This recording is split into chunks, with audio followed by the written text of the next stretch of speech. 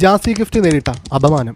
വേദിയിൽ നിന്നും മൈക്ക് പിടിച്ചു വാങ്ങി പ്രിൻസിപ്പൽ ജാസി ഗിഫ്റ്റിനെ അപമാനിച്ചിറക്കി വിട്ടു. ഈ വാർത്തയും അതിനോടനുബന്ധിച്ച പ്രതിഷേധങ്ങളെല്ലാം സാമൂഹിക മാധ്യമങ്ങളിൽ വൈറലാണ്.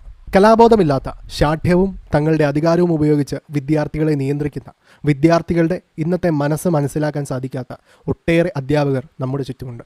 ഇങ്ങനെയുള്ള മനസ്സുമായി നടക്കുന്ന ഒട്ടേറെ അധ്യാപകർ നമുക്ക് ചുറ്റുമുള്ളപ്പോഴും എന്താണ് കോലഞ്ചേരി സെൻറ്റ് പീറ്റേഴ്സ് കോളേജിൽ സംഭവിച്ചത്? നമുക്ക് ആദ്യം അധ്യാപികയുടെ വാക്കുകളിൽ കൂടെ കേൾക്കാം. ഇത് കോളേജ് ഡേ ഓർഗനൈസ് ചെയ്യാൻ തീരുമാനിച്ചിരുന്നു. അപ്പോൾ കോളേജ് ഡേയോടനുബന്ധിച്ച് ജാസി ഗിഫ്റ്റ് സാറിനെ ക്ഷണിക്കണം എന്നാണ് കുട്ടികൾ ആവശ്യപ്പെട്ടത്. അപ്പോൾ നമുക്ക് ഓൾറെഡി 2015 ഇറങ്ങിയ ഒരു ഓർഡർ ഉണ്ട്. അത് CET ഒരു ആക്സിഡന്റ് കഴിഞ്ഞിട്ടുണ്ടായതാണ്. അത് അവരുടെ കോളേജ് ഡേയോടനുബന്ധിച്ചാണ് ആക്സിഡന്റ് ഉണ്ടായത്.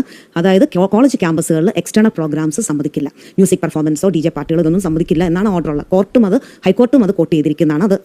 അത് ചെയ്യണം, അത് പ്രാബല്യത്തിൽ വരുത്തണമെന്ന് പറഞ്ഞിരിക്കുന്ന കാര്യമാണ്. അത് കഴിഞ്ഞിട്ടാണ് കുസാറ്റിൽ ആക്സിഡന്റ് ഇങ്ങനെ ഒരു സംഭവം ഉണ്ടാകുന്നതും. അത് കഴിഞ്ഞിട്ട് ഇത് ഒന്നുകൂടെ പേപ്പറിലൊക്കെ വന്നാണ്, പത്രങ്ങളിൽ കൂടെ എല്ലാം വന്നതാണ് ഈ